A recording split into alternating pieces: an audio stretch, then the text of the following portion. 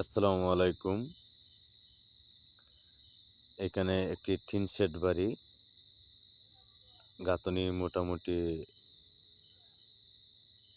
৪ fit লেভেলে আপনারা দেখতে পারতেছেন। বিটা লেভেল থেকে আপনার ৪ ফিট লেভেলে গাঁথনি কমপ্লিট করা হইছে এবং কোথায় কিভাবে বাথরুম, কিচেন, বেডরুম কত সাইজ করে রাখা হইছে। এখানে ৫ ইঞ্চি গাঁথনি দিতে গিয়ে আপনার কত হাজার ইট লাগবে। যারা খুবই কম খরচের ভিতরে আরসিসি দিয়ে একটি টিন শেড বাড়ি করতে চান, ওই ভিডিওটা আপনাদের জন্য খুবই হেল্পফুল হতে পারে। এখানে যে সমস্ত কাজগুলো আপনাদের মধ্যে দেখানো হইতেছে সম্পূর্ণ আপনারা ফলো করবেন। আপনি আপনার জায়গা থেকে বর্তমান সময়ে ওইভাবে আরসিসি একটি টিন শেড বাড়ি করতে গেলে আপনার কি কি মালামাল লাগবে এবং এই পর্যন্ত করতে আপনার কতটুকু মালামাল এই বাড়িটির মধ্যে লাগছে, ধৈর্য সহকারে ভিডিওটা দেখেন, অবশ্যই আপনাদের একটা ধারণা হতে পারে। এই ধরনের একটি বাড়ি করতে গেলে এটা কিন্তু সামন বারান্দা। এই বাড়িটি এইখানে যে সাইডটা দেখতে পাচ্ছেন সেটা হচ্ছে বাহির সাইডের সামন সাইড। এখানে মূলত ৩টি বেডরুম, ২টি টয়লেট, একটি কিচেন, একটি ঠাকুর ঘর সহ এইখানে আপনারা যারা ওইভাবে করতে চান এই ভিডিওটা আপনারা দেখেন, দেখলে পরে অবশ্যই বুঝতে পারবেন। এখানে যে গাঁথনির কাজটা করা হয়েছে সম্পূর্ণ কিন্তু ৫ ইঞ্চি গাঁথনি। বিটা লেভেলের লিংটন, বেজ, কলম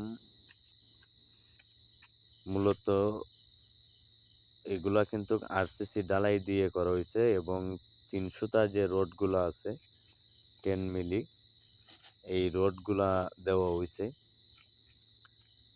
এবং প্রতিটা কলমের মধ্যে ৪টা করে এবং ৬টা করে রড দেওয়া হয়েছে।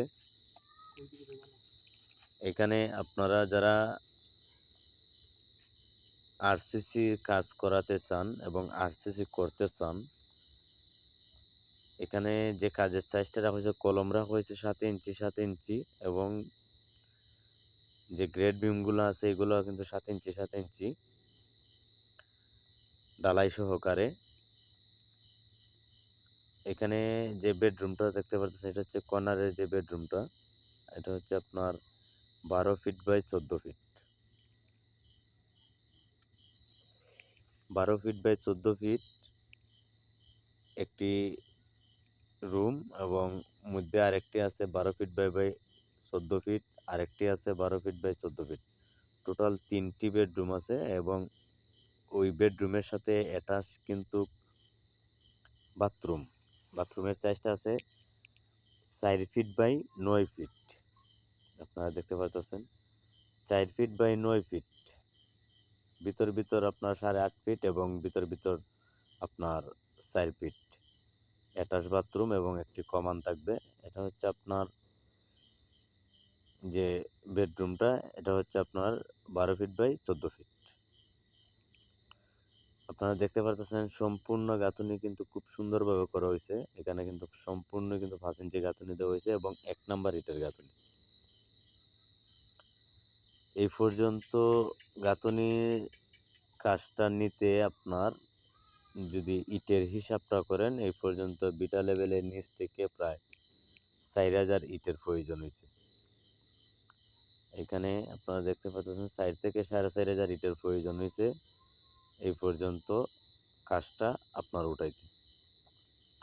রডের হিসাবটা যদি করেন তাইলে আপনার এই পর্যন্ত আপনার প্রায় ৭০০ কেজি রডের প্রয়োজন হয়েছে।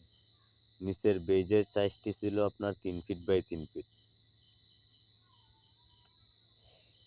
এখানে একটি চিপনি চুলা, যারা বন্ধু চুলা বলেন, চিপনি চুলার পাশাপাশি আপনার একটি গ্যাসের চুলা এবং গ্যাসের সিস্টেম রাখা হবে এবং বেচিং থাকবে, সবকিছু কিচেন আপনার ফ্ল্যাটের মতো সাজানো হবে। এবং এখান থেকে আপনারা যারা ওইভাবে ইউনিট হিসাবে করতে চান বা ইউনিট হিসাবে করবেন, তো আপনি আপনার জায়গা থেকে জায়গা অনুযায়ী কিন্তু আপনি ড্রয়িংটা করে নেবেন, তাহলে সুবিধা হবে। যেমন আপনার কোথায় বেডরুম হবে, কোথায় কিচেন হবে, কোথায় বারান্দা হবে, সম্পূর্ণ কিন্তু যদি আপনি একটা আর্টিস্ট করেন তাহলে খুবই ভালো হয়। আপনার মাধ্যমে করেন এবং কোনো কন্ট্রাক্টরের মাধ্যমে যদি করেন, আপনি আপনার জায়গা থেকে করবেন। এখানে দরজাগুলো রাখা হয়েছে আপনার 3 ফিট এবং 7 ফিট থাকবে। এটা হচ্ছে আপনার ঠাকুরঘর। ঠাকুরঘরের দরজাটা রাখা হয়েছে আপনার প্রায় 2.5 ফিট এবং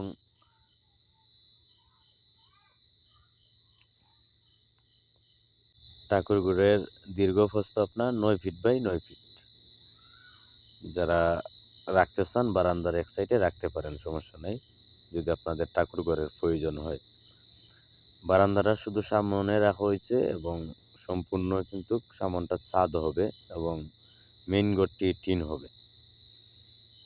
তো ধন্যবাদ সবাইকে, দেশ ও প্রবাস থেকে যারা ভিডিওটা দেখতেছেন। যদি ভিডিওটা আপনাদের কাছে ভালো লাগে তাহলে ভিডিওটা মধ্যে একটি লাইক করে জানিয়ে দিন আপনি কোথা থেকে দেখছেন।